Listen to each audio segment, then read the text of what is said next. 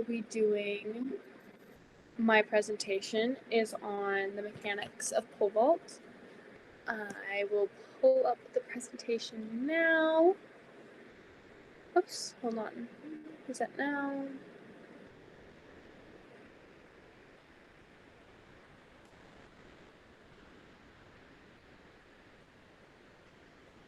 Perfect. Great. So as I already said once, my presentation is on the mechanics of pole vault. The mechanics are vital to vaulters for their safety and the achievement in the sport.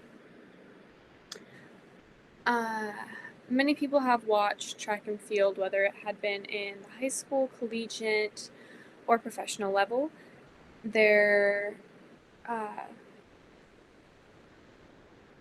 For all of those who have watched in the past, whether it had been on TV or other things, pole vault tends to be one of the more frequently watched events just because of it's just more entertaining to watch than watching someone run around in a circle for 3 miles.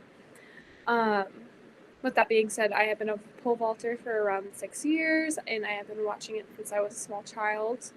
Although pole vault is a very frightening task to look at, it's still definitely one of the more entertaining events.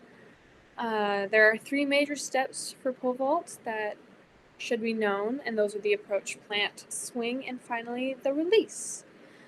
So on the next slide, if it will ever load.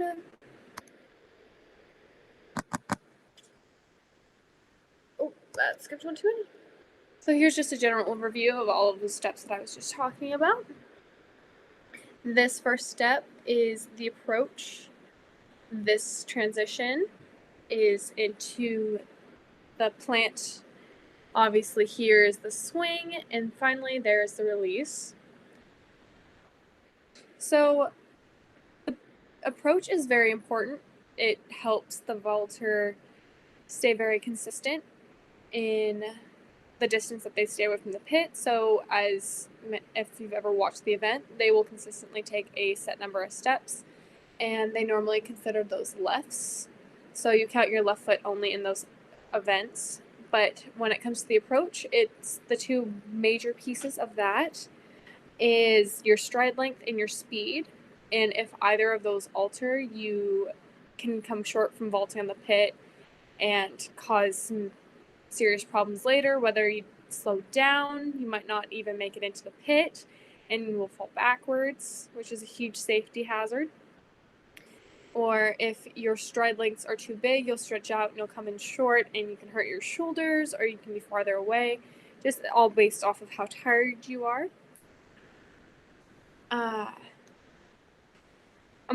And again, major parts of that is your first 3 steps tend to be a lot longer for your speed, and your last 3 tend to be your much shorter, choppier steps, so that you can jump up instead of in, because when you want to get up into the air, you don't want to get into the pit. The next one, if it will load. Come on. Oh, there we go again.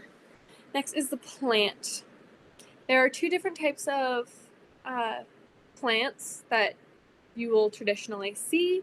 You will see either a drag plant or a drop plant. A drop plant is you count down with all of your steps and gradually will drop the pole into the box, versus a drag plant where your last 3 steps, the pole's tip will be on the ground and that kind of thing. You'll tend to typically see the drag plant in high school students who are still learning or younger aged kids, and you'll tend to see the drop plant in the more professional or older athletes who are typically doing it.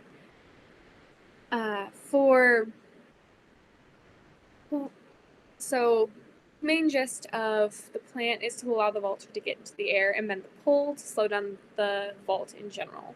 So as the pole bends, instead of it staying straight, you have more time to get upside down versus having a straight pole, which allows you less time. So rushing is also another huge cause for injury. But if you don't plant on time, you can get some serious shoulder injuries, whether dislocations, strains, sprains in your shoulder, which are super unpleasant. Late planting is one of the first things they will definitely try to fix. Coaches will try to fix as a vaulter continues on. Next, as we're waiting for it to get pulled up onto the screen, will be the swing. There we go. The swing allows the vaulter to get upside down, to fully extend, to get those higher heights. Again, you need to be very in shape. If you're not in shape, you're going to compensate somewhere else. And ultimately, that one muscle group is going to be a lot more worn out than the one that needed to be that really needed to help in the beginning. Another huge safety thing when it comes to the swing is making sure that the vaulter is on the correct type of pole.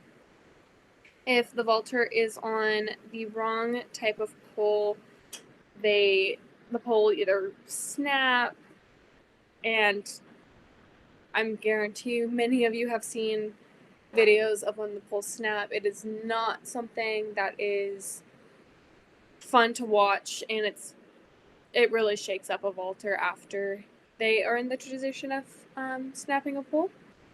But again, kind of going full circle of why it's important to get upside down and why gymnasts are so good at vaulting is because it's very similar to a tap swing. The full extension of the body, driving of your torso, all of those kinds of things kind of play a huge role of why vaulters or past gymnasts tend to be good vaulters. Finally, we move on to, if it will load, will be the release stage of the vault. I don't know why it does not seem to want to load. Here we go. The release portion of it is getting completely upside down and allowing the vaulter to get all parts of their body over the crossbar without hitting it. A huge safety part of why vaulters turn the way that they do is as they fall backwards, they fall onto their back instead of falling onto the head or landing on their feet. By landing on your feet and or head can cause some serious injuries. A lot of knee problems occur by landing on your feet, and obviously concussion is a huge risk factor when landing on your back because you don't want to over rotate it all to land on your head. But yeah, in conclusion, I hope that hearing about some of the more danger risk factors kind of makes the event seem a little less dangerous, or maybe makes it seem a little bit more dangerous, and you guys get a new respect for vaulters in general. It is a very dangerous event, and it's very important to make sure that all of the steps are followed correctly, because if those steps are not followed correctly, a lot of injury can occur long term. But yeah, that is my presentation on the mechanics and safety of pole vault. I hope you guys enjoyed it, and I look forward to seeing you on my next speech. Bye!